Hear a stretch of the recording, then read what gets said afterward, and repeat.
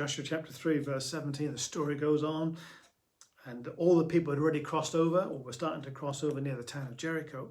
Verse 17, meanwhile, the priests who were carrying the ark of the Lord's covenant stood on dry ground in the middle of the river.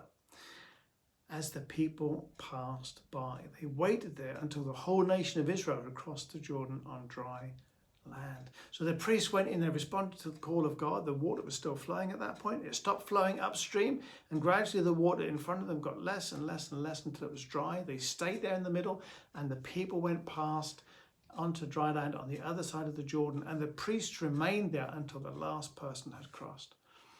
There's a great tendency in our lives, I think, for us to enter into the call of God, even when we've got past the difficulties at the beginning.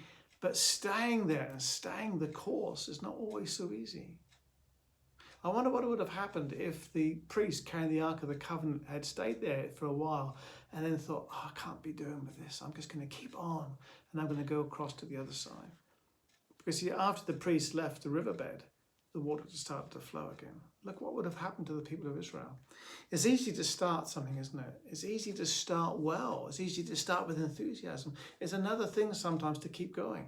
And yet what God is calling us to do is not just to start, but to continue. And God wants us to keep on keeping on.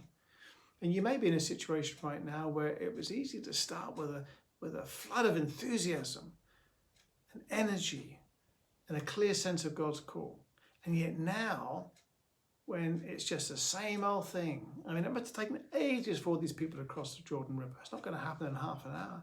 They would have stood there for hours as the people trudged by. And they could have given up, but they didn't. And God is calling you to stick it out.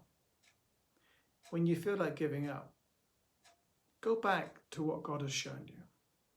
Paige's dad used to say years ago, don't doubt in the dark times what God has shown you in the light. And when there's a clear call of God in your life and he's called you into a particular situation, even when the going is tough, don't give up. Don't give in. Stay the course. Other people will depend on you as a leader. And remember, we are leaders if there are other people following us, irrespective of whether we have leader in a job title or not. We don't have to be called leader. But if there are other people looking to us, we are leading in the kingdom. And if God has called you to lead, as he has every Christian, then stay the course with all that God has for you and all that God is saying. Because he doesn't want you to miss out. And he doesn't want others to miss out because of your inability to stick it out. So it's a somber responsibility, but it's also a great privilege that as we stay the course, as we don't give up, that other people come to a place of blessing, simply because we did what God asked us to do. So respond to the call of God, overcome the difficulties, and then stick it out until God releases you to go to the next season of your life.